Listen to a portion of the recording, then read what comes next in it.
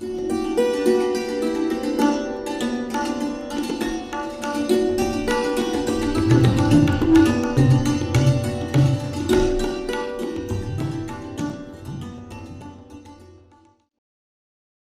the Kundalini rises, you actually can see the movement of Kundalini.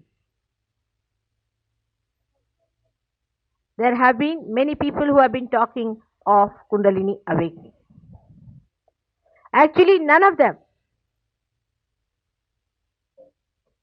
who say so have shown the rising of the Kundalini. The reason being, the Kundalini never rose. The Kundalini only rises when there is somebody who is already enlightened and who knows the job of rising the Kundalini.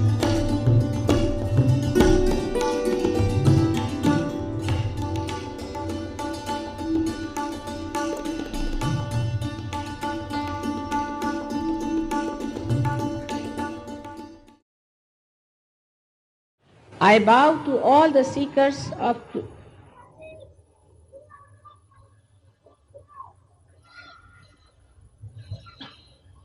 As it is today, a question has been put forward before me that why our attention gets lost. In the modern times, why our attention is not towards God. And that in modern times, why a human being has gone down in his quality of humanity. These questions point out to one single fact, that our attention has been challenged by modern times. This attention has been challenged by all that we call modern today. I do not say that we have to be primitive people.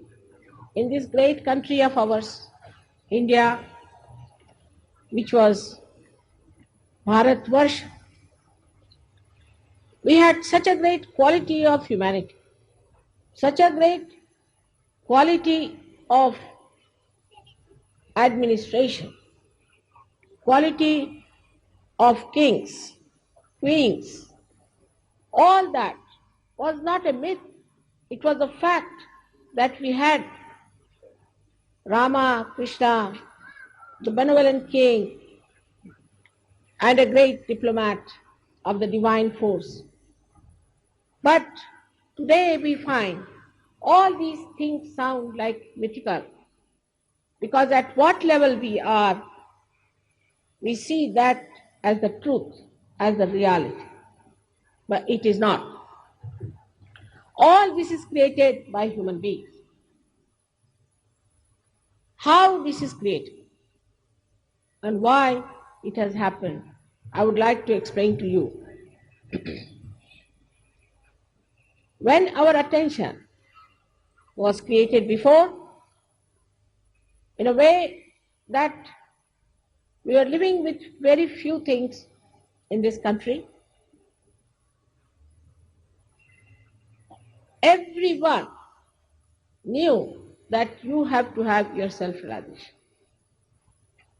Nobody bothered their heads about how much wealth you are going to acquire, how many things we are going to have, except for the kings who acquired wealth for the betterment of the society, and also who acquired the power for the protection of the society. Then we became slaves of two cultures, one the Islamic, another the British culture, the English culture. And I think the real downfall came when this English culture came upon us. Because though they were Muslims, they believed in God. Whatever wrong they did it in the name of God, and they believed it. But the attention was not still in acquiring things. We say that Aurangzeb was a very bad king, no doubt. He killed so many Hindus because he believed that Islam is the only religion. That was his stupidity, I should say. He was ignorant. He was so violent. But he himself was an extremely frugal person. He used to make his own caps, sell them in the market, and live on that. And he would not touch any money of the public. But then the English, when they started ruling in this country, this language English came upon us as not a blessing but a curse, I think. Because the whole literature is full with ideas which are contrary to the culture of God, contrary to the culture of Christ.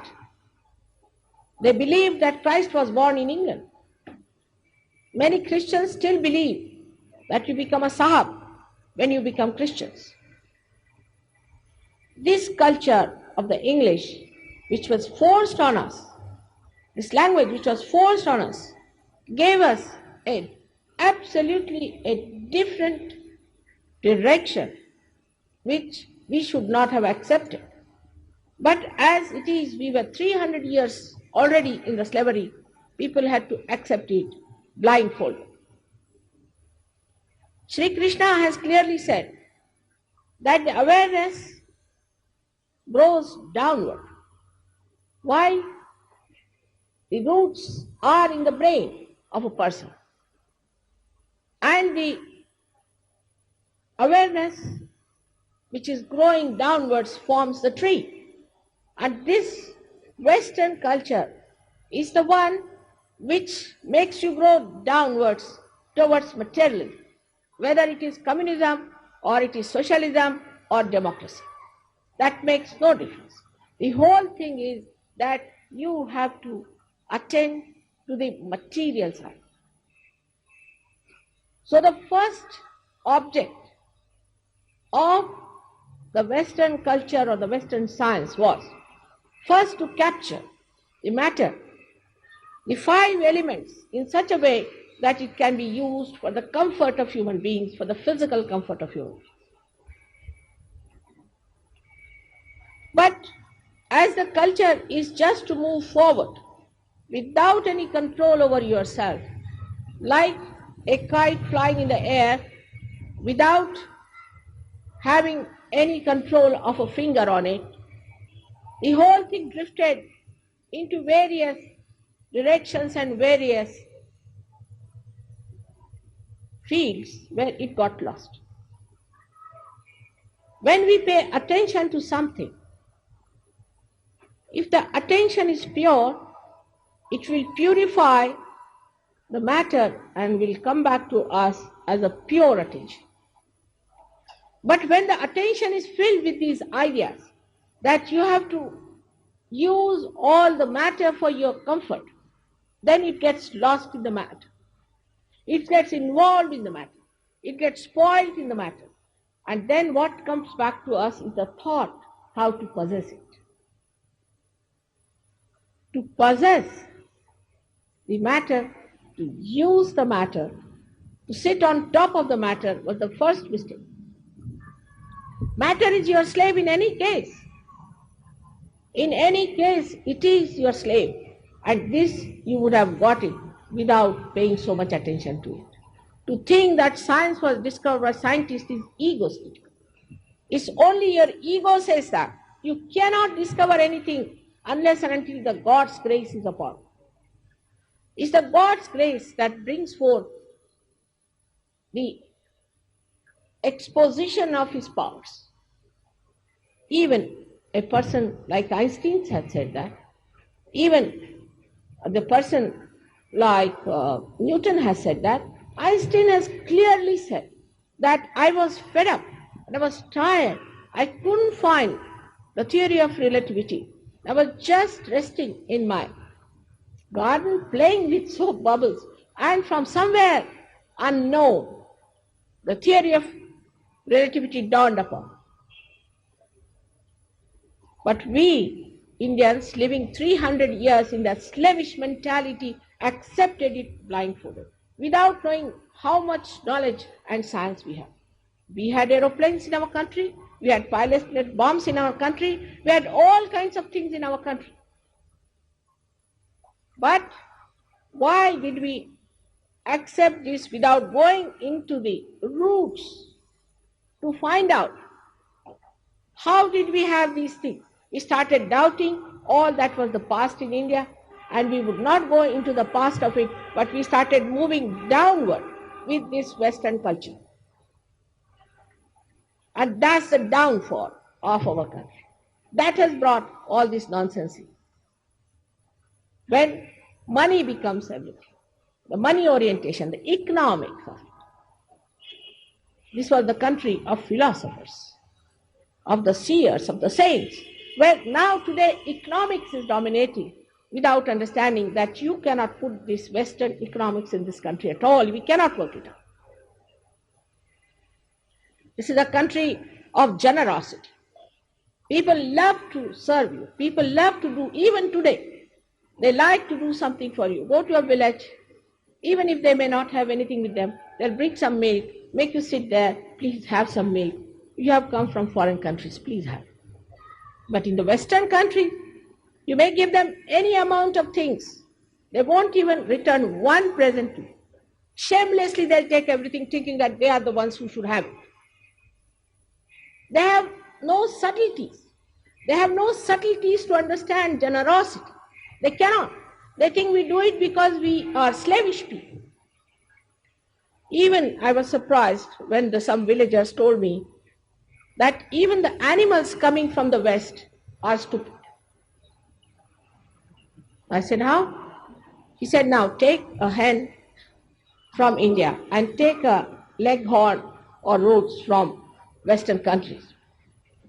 If there is an attack on the little chicks, the mother will start shouting or doing something, screaming, or doing something to call all her children under her wings if it's an Indian hen. But if it's an English hen, she wouldn't mind, she'll look at everything very peacefully. Tita pragya. Not bothered. Then he said, most surprising thing is that our bullocks, if you tell them, go this way, that way, they understand. But if you tell a Western bullock, he walks straight into the car, into the trucks, he doesn't know where he's walking. He has no idea, you cannot leave them alone. And if you tell them walk this way, they'll walk the other way around. So what is in this culture? What is in this whole upbringing that makes you so gross? The attention is on the matter and not on the spirit. All the time, the matter is trying to overpower the spirit. Supposing there's a tree that falls off, it dies, then you make a chair out of it. It's a dead from the dead. Now you sit on the chair and you become a slave of the chair. You cannot sit on the ground. Then you have to carry chairs with you. If you start moving in a car, you become so useless that you cannot walk with your legs. Tomorrow you start having calculators. You'll be surprised, I live in London, I'm amazed at the people. Even if they have to do 2 plus 2, they want their tambaku. They want to calculate it.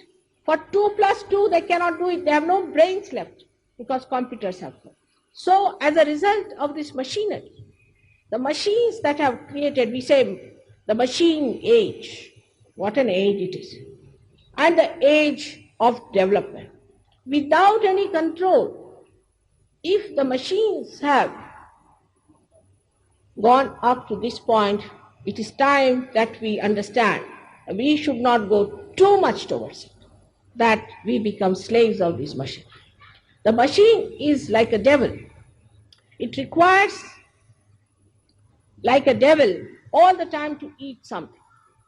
Like you in England, it's impossible to get fresh food. You have to go to the main market to get it. But in America, it's even worse. And in most of the countries, they have everything packed, everything in a plastic bag, everything measured. You go to the shop, you get this. Nothing fresh. There is no taste in the food. Now they are using chemicals. They put chemicals in the body of the animals which they eat. put chemicals in the foods that they eat, put chemicals, because the machine must have a quantity. To have the quantity, they have to do all this. So what you are taking is all these chemicals. As a result of that, what you are developing is nothing else but your destruction. So all this attention outside into the matter builds up your destructions gradually. The attention gets fragmented. For example, you are talking to someone, this is a very modern stuff, I have seen many. You are talking to someone and this person is looking somewhere else. Where are you looking? Oh, I was looking at that picture or something. I think I should buy that. But I am talking to you here. Doesn't go into head. Nothing. He is looking at something or at some woman or at some man, which is joyless pursuit. You have nothing to do with it. And there is no alertness which picks up things at the right moment. Then another thing a gentleman told me, whose 4 children are in an English school and 1 child in an Indian school. He says, these 4 children don't talk much. They think no end of themselves. And they don't know. You ask them how many roads there are to your house, they would know. They just go like a blinkers of a horse around their heads. They walk like that. They don't know anything. They don't read newspapers. They have no idea as to what things we have. And the youngest child, who is brought up in an Indian way and an Indian school, has got a little parrot, has got a little doggy, looks after all the cows. He gives all the news about all the animals in the house. He gives all the news about the relations. He knows who are the relations, who are suffering, what is the problem, what in the kitchen is needed. He's so alert. His attention is so alert because it is not fragmented. I have seen Western children beat their parents. They answer them back. It was a day when the children of a good family would always address their parents as sir or mother as a madam. But today, I have seen them answering them back, saying all kinds of funny things and knowing all the filth of the world, all the filth of the world. They know so much of filth that you are shocked you don't know that. And the whole attitude of all their media, or ours also I should say in a way, is to create that attitude, to put our children into that filth all the time, take them to that filth. Our people also, I see in the television here also, they show all these horribly nude, funny women in the advertisement. Because these advertisements and the medias also work out your attention onto the gross. They play on your weaknesses. That's how they make you weak. And when you become weak, they become very powerful. Then the media is so powerful you can't do anything. There is no purity in their hearts to do benevolence, to do good to the people, as we call Janahit. There's not in their mind at all. Somehow to make money. What's the harm in making money? It's surprising how people are compromising for the sake of money. Money doesn't give you joy. I have to tell you, it cannot give you joy. Don't run after money. Have an integrated attitude towards money. Money is the blessing of the Lakshmi. And the Lakshmi is a very beautiful woman who has got a very motherly attitude. She is the mother. A man who has money has to have motherly attitude. She has got 2 lotuses in her hands. Pink shows that she is love. She expresses her love in 2 of her hands, which also means a lotus which is pink is even entertaining a thorny bhaura, we call it, the black beetle, which has got thorns on its soft petals and gives it a place of rest.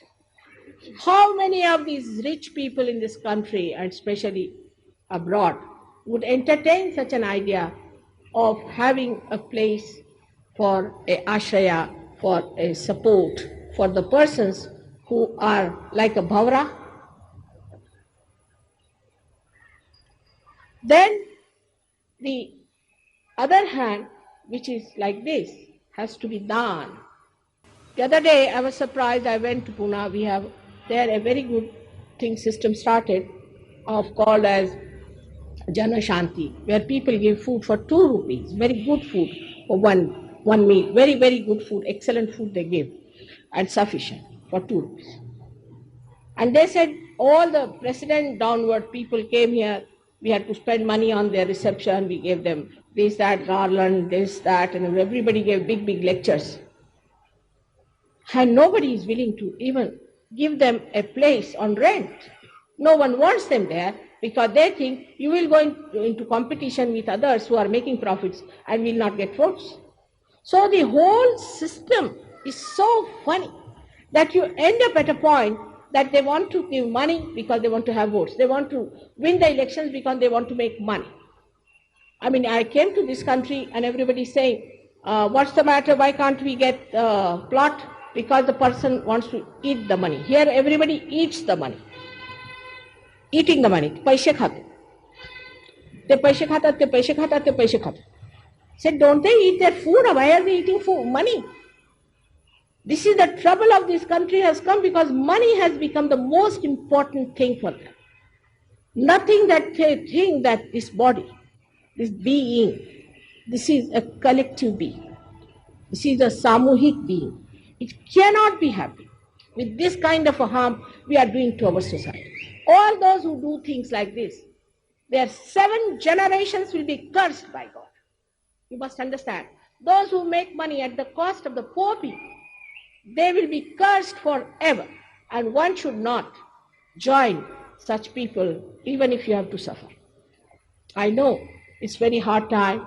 People cannot afford to live with the earnings they have. But still, if you decide, you can live with the satisfaction that you have done right. When my father was,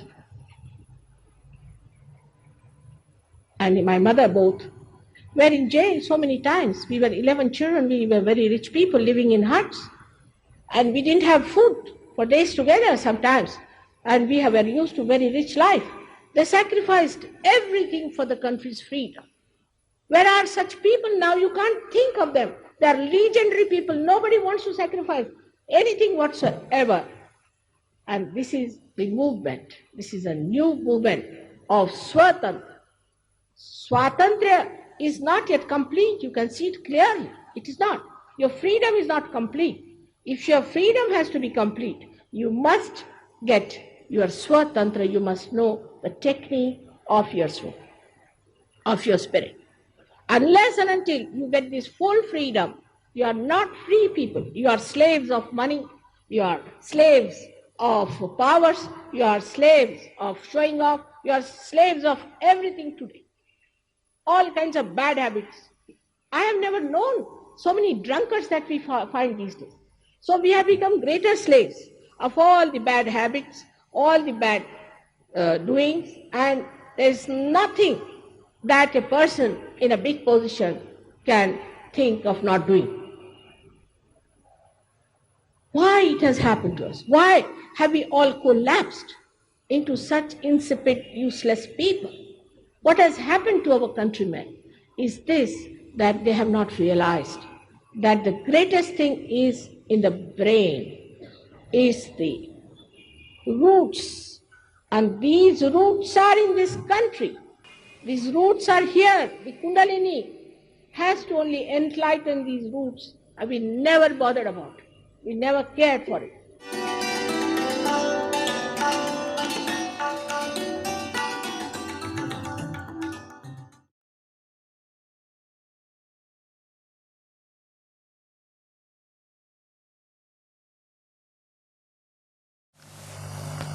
Can you put both the hands towards me like this?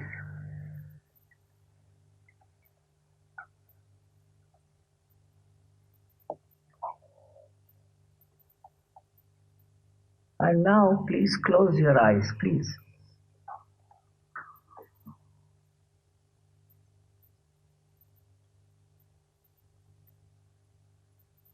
You could know a lot about Kundalini, but now you will find out what she is.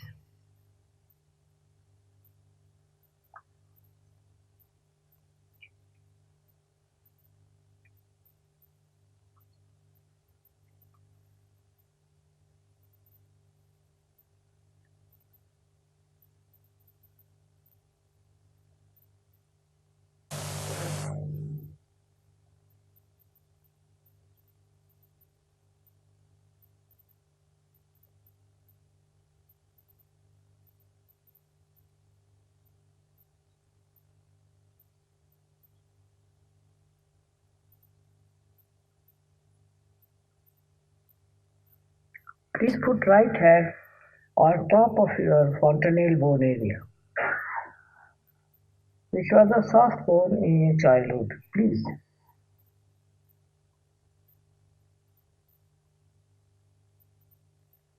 Not touching the head, away from the head. Now, please put your left hand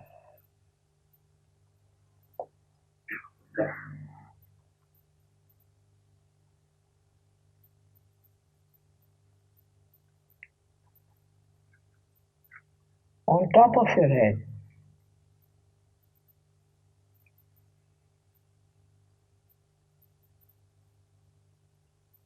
again the right hand.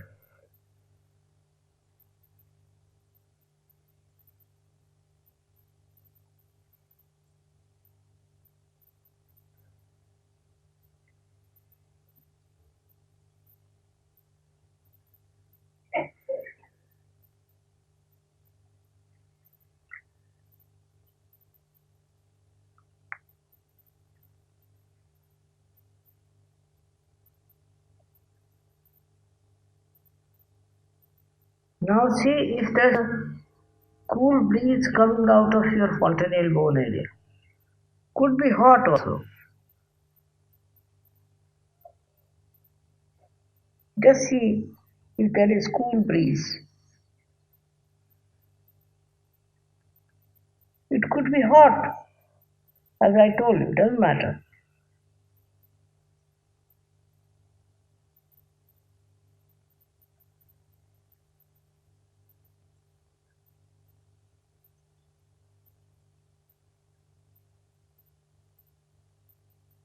Now try with the left hand, right hand towards you.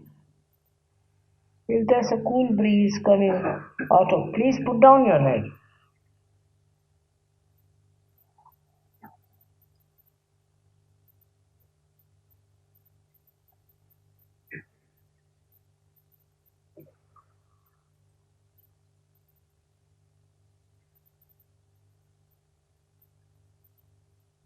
Ah.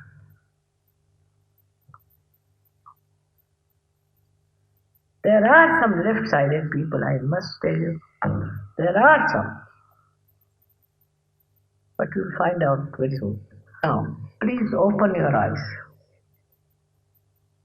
Again, put the hands towards me, please.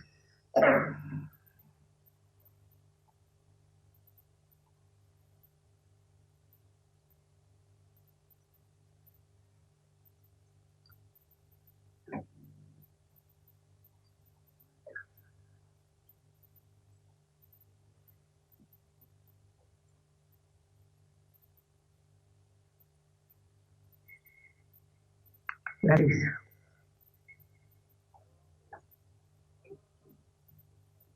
Now, in your hands, you'll feel the cool breeze. Or maybe the hot.